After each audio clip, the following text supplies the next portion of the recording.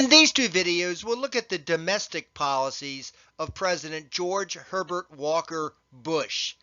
I am going to refer to him as George Bush and his son, also a president, as George W. Bush.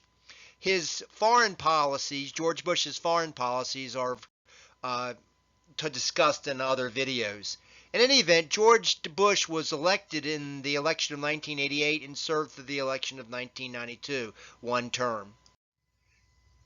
George Bush was born to sort of wealth and privilege. He was the son of a wealthy Connecticut senator, Prescott Bush. And here you can see in the top left a picture of George Bush's father, Prescott Bush, with President Dwight Eisenhower. He became a World War II veteran, where he was one of the youngest fighters in the fighter pilots in the American military in World War II. And you can see him in the bottom left here with his baby face.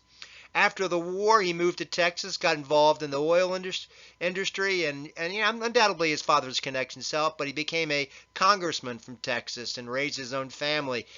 You can see his family's picture there on the top right. His son, George W. Bush, is the second from the left there. He became director of the Central Intelligence Agency. He was head of the Republican Party before he became Ronald Reagan's vice president. So by 1988, he's probably one of the best prepared presidents America's ever had. Now, despite his service as Reagan's vice president, Bush faced a significant challenge in winning the Republican nomination in 1988. It had been since the early 1800s, when President Martin Van Buren had won the presidency, since a sitting vice president had become president. Many conservatives were concerned that Bush wasn't conservative enough. While he had now, opposed abortion, he had earlier supported a woman's right to choose. And while he now supported Reagan's economic policies, he had once described Reaganomics as, quote, voodoo economics. Challenging Bush for the nomination in 1988 was the arch fiscal conservative New York Congressman Jack Kemp, the Kansas Senator Bob Dole, and the televangelist Pat Robertson, who was the favorite of many social conservatives. In the end, Dole, like Bush, a war veteran, proved the most significant challenger. He was then Senate Minority Leader and had been Gerald Ford's running mate in 1976.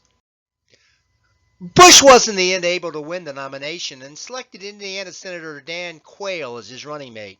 By selecting Quayle, Bush was obviously attempting to connect with younger voters, but the selection really brought him a lot of criticism that, Quayle was a lightweight and unqualified. Quayle didn't help when he misspelled the word potatoes publicly, and people said, well, he's an idiot, which was, of course, unfair. As for the Democrats in 1988, the field was wide open, especially when one front runner people considered the most likely one to win the presidency, New York Governor Mario Cuomo, who's father of the governor of New York today, decided not to run. And also contending in 1988 was the civil rights activist Jesse Jackson, shown here second from the left on the top, and Tennessee Senator Al Gore, top middle, and of course future vice president. Missouri Congressman Dick Gephardt, who's on the top, second from the right.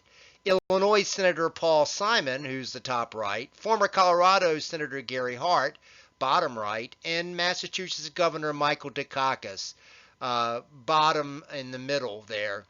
And also Delaware Senator Joe Biden, who's the bottom left. Early in the campaign, the candidacy of Gary Hart kind of imploded. He was a married man, and there were reports that he was having an affair, and he challenged the media to follow him to prove that he wasn't having an affair. And well, the Miami Herald did, and they came up with pictures of him.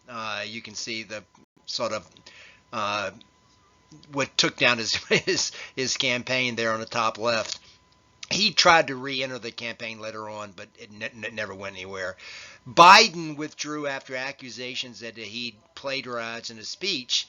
And, the contest as the primaries and caucuses wore on, it really came between Gore, who represented the more conservative elements of the party, Jesse Jackson, who commanded the African-American vote, and Dukakis, who represented the more liberal northern element. In the end, Michael Dukakis secured the Democratic nomination in 1988. The 1988 general campaign was especially vicious and personal. Bush hired the campaign strategist Lee Atwater, shown here on the bottom. And Atwater sort of specialized in wedge politics, pushing the envelope of personal attacks, and he launched an ad that became sort of infamous, showing that a black prisoner, Willie Horton, had been given a pass from Michael Dukakis when Dukakis was governor of Massachusetts, and Horton was later rearrested, and so the campaign ad showed this black man walking out of prison, and it kept going, walking out of prison and walking out of prison, and it was sort of a tinged with racism there, appealed to the anti-black vote, and that's the type of thing that Lee Atwater did, and it was not unusual today, but this is sort of when politics is getting ugly. Atwater was pretty good at nevertheless taking down an opponent.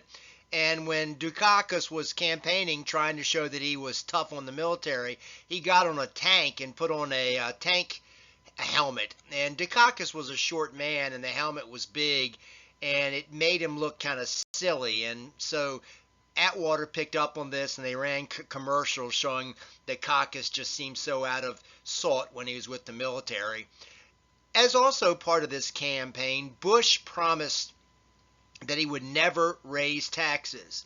And obviously this harkens back to Mondale's in 1984 saying that he would have to raise taxes. Well, Bush says, "Read my lips, no new taxes," unquote. And this, of course, would come back to haunt him. With the lowest turnout of any presidential election since 1924, less than half the electorate voted.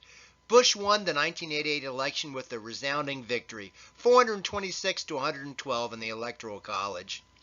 This concludes the first of the two videos on the Bush presidency, the one sort of introducing Bush and talking about the 1988 election.